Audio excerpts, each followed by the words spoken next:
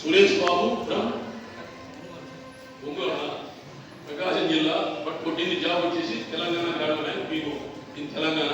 ఎప్పుడు జాయిన్ 2016 గడ్డాలు విజయాలు ఇచ్చి దాదాపు 6 ఏళ్ళు కష్టపడ్డాడు.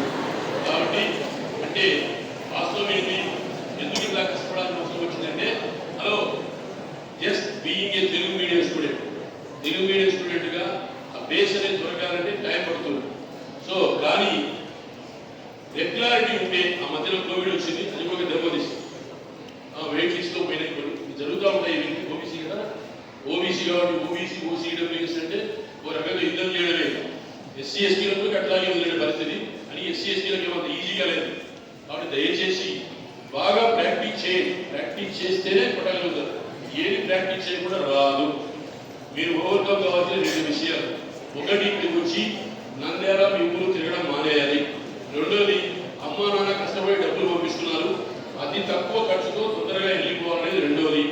మూడవది, మీకు చెప్పినటువంటి వే డైరెక్టరీ వేను మీరు ఖచ్చితంగా ఫాలో కావాలి. కాకపోతే నష్టపోతారు. దానివల్లనే మళ్ళీ ఇబ్బంది పడుతూ ఉంటారు. కాబట్టి రానున్న రోజుల్లో కూడా వేకెన్సీస్ పొజిషన్ తగ్గిపోతూ ఉంది. దానికి తగ్గట్టుగా మీరు కృషి చేయాలి. బాబు ఇక్కడ ఏదో నంద్యాలకు వచ్చేంత మాత్రం నా జోయి నుంచి ఇవ్వడంలో అపాయింట్మెంట్